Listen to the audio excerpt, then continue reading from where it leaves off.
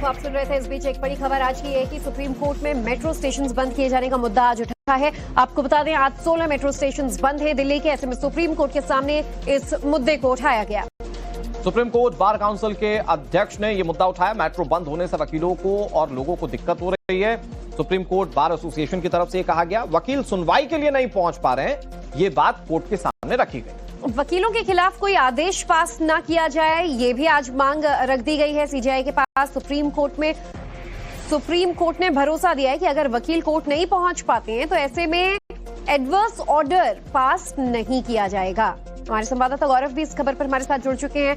गौरव, जिस भी वजह से हालांकि कानून व्यवस्था बनी रहे इसलिए 16 मेट्रो स्टेशन बंद किए गए, लेकिन इसकी चपेट में पूरा दिल्ली, पूरा शहर आता है, हर वर्ग के लोग आते हैं। आज वकीलों को भी दिक्कत हुई तो सुप्रीम कोर्ट में मामला उठा, क्या कुछ कहा गया?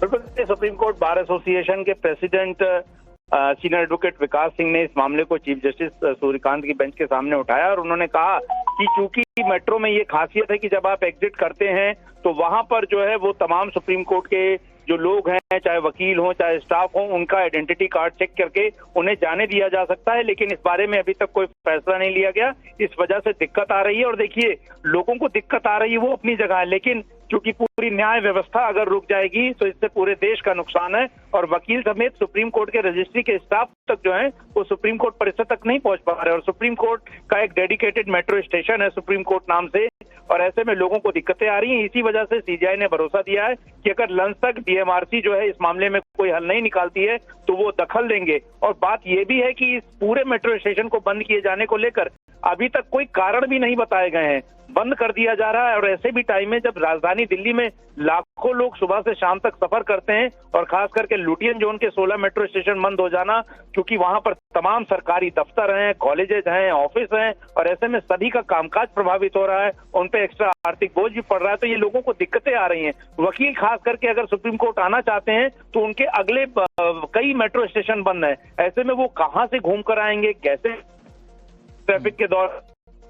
ठीक है, सुप्रीम कोर्ट ने ये भी भरोसा। गौरव आपके पास आ रहे हैं, प्रियंका गांधी इस वक्त कुछ कह रही हैं। कभी ये समय आ जाता है जब नेता को अपना भय भी दूर करके जनता की बात सुननी पड़ेगी। आज ये समय आ गया है। हजारों बच्चे सड़क पे हैं, हजारों बच्चे इंडिया गेट पे हैं, हजारों बच्चे पूरे देश भर में बाहर हैं, जंतर मंतर में हैं, हर जगह हैं। सरकार डिस्कशन करने के लिए तैयार है, कलेक्टिव होना चाहिए, कंस्ट्रक्टिव होना चाहिए, इसके खिलाफ स्टूडेंट पर जो है लाठियां बरसाई गई, स्टूडेंट फिर घायल हुए कल रात को इस पर। तो यही तो बात है, यही तो स्टूडेंट्स कह रहे हैं। देखिए, जब भरोसा टूट जाता है, अगर आपको उस भरोसे को फिर से बनाना है तो आपको उस सिस्टम से बाहर निकल के कुछ स्टेप्स लेने पड़ेंगे। क्या है वो स्टेप्स? अपने मंत्री से रेजिग्नेशन लो।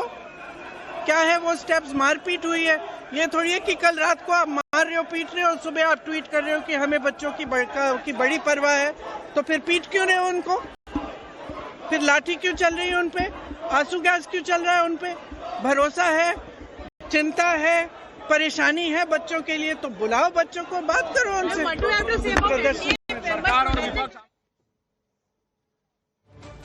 तो संसद परिसर से कैसे रिएक्शंस आ रहे हैं वो आप लगातार सुन रहे हैं। हमारे साथ दो खास मेहमान लगातार जुड़े हुए हैं। मैं यूसुफ अंसारी जी आपके पास आता हूं, फिर भावना जी आप इस पर जवाब दे दीजिएगा। यूसुफ जी, सरकार की ओर से संबित पात्रा जब सामने आया, वो कह रहे हैं सरकार तो तैयार है ना चर्चा के लिए। अगर कंस्ट्रक्टिव चर्चा होगी तब तो छात्रों के भविष्य और उनके हक की बात होगी ना, लेकिन विपक्ष सिर्फ इस्तीफे की बात कर रहा है। देखिए अमन, ये जो संबित पात्रा ने जो कुछ बोला है, मैं कहना चाहूंगा कि ये मजाक का वक्त नहीं है, बहुत गंभीर विषय है। और संबित पात्रा को जिस तरह से सरकार ने आगे किया है, ये मजाक है पूरे इशू पर। जिस तरह से वो बता रहे थे कि साहब हमारे अध्यक्ष मिले नितिन नवीन की क्या हैसियत भारतीय जनता पार्टी में सबको मालूम है, जेपी नड्डा उनकी क्या हैसियत सबको मालूम है। इससे बढ़िया होता तो मनोज तिवारी या रवि किशन को भेज देते बात करने के लिए, थोड़ा सा बच्चों का मनोरंजन भी हो जाता। अरे भाई, प्रधानमंत्री खुद क्यों नहीं बात करते हैं? गृह मंत्री खुद क्यों नहीं बात करते हैं? जिस तरह से 20 तारीख अभी प्रधानमंत्री ने पोस्ट करके बोला तो सही कि फास्ट ट्रैक कोर्ट में मामले की सुनवाई होगी और जल्द से जल्द दोषियों को सजा दिलाई जाएगी। आज बोला है नीट का पेपर कब लीक हुआ था और उसके बाद कितना हंगामा चल रहा है, पूरे देश भर में इसका आंदोलन चल रहा है। कॉकरोच कब बोला गया था?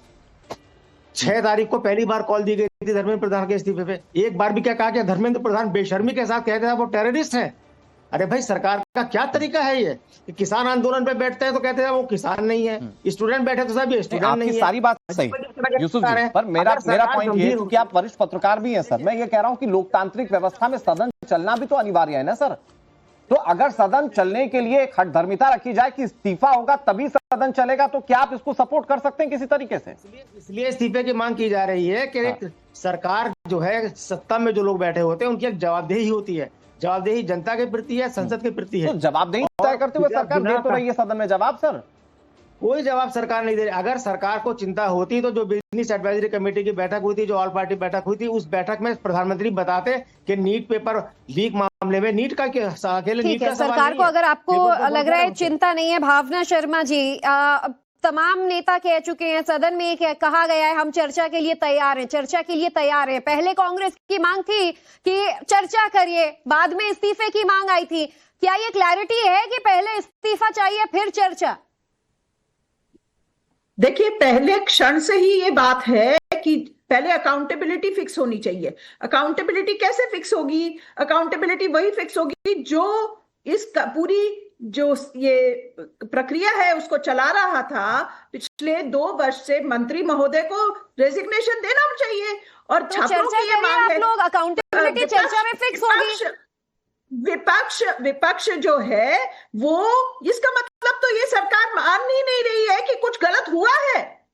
इसके ये सबसे पहले तो ये मानने की जरूरत है कि कुछ गलत हुआ है, और अगर गलत हुआ है तो किसके नेतृत्व में गलत हुआ है? जो एजुकेशन मिनिस्टर है उनका रेजिग्नेशन हुए बगैर ये कैसे तय हो रहा है कि कुछ गलत हुआ है? आपकी नीयत में खोट है। आप एक तरफ मंडे को छात्रों के जो पीसफुल आंदोलन पे आप लाठीचार्ज करवाते हैं। भावना जी, आज एक पोस्ट आया, प्रधानमंत्री कह रहे हैं कि छात्रों के भविष्य के साथ ना पहले खिलवाड़ होने दिया था ना होने देंगे, और सभी पेपर लीक्स के लिए सोचिए, देश भर के सभी आने वाले भी ऐसे कोई वक्त में पेपर लीक ना हो उसके लिए आज से ही उन्होंने बड़ा ऐलान कर दिया कि फास्ट ट्रैक का गठन कर दिया जाएगा, खासतौर पर पेपर लीक्स को लेकर।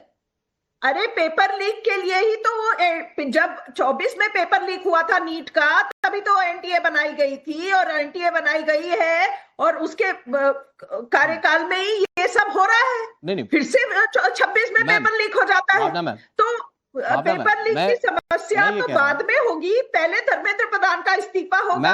लेकिन क्या आपको नहीं लग रहा है ये मांगनी पड़ेगी? मैं यूसुफ सर आ रहा हूँ, यूसुफ सर वेट आ रहा हूँ, मैं कांग्रेस को थोड़ा सा समझना चाह रहा हूँ कि क्या ये सरकार पर दबाव बनाकर अपनी इच्छाओं को मनवाने जैसा नहीं है? मैं एक रेफरेंस देता हूं भावना मैम आपको।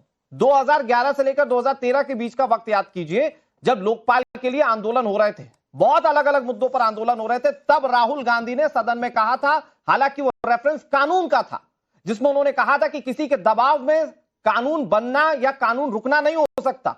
तो क्या आज उस तरह का एक पॉलिटिकल दबाव बनाने की सरकार पर कोशिश नहीं की जा रही है विपक्ष की?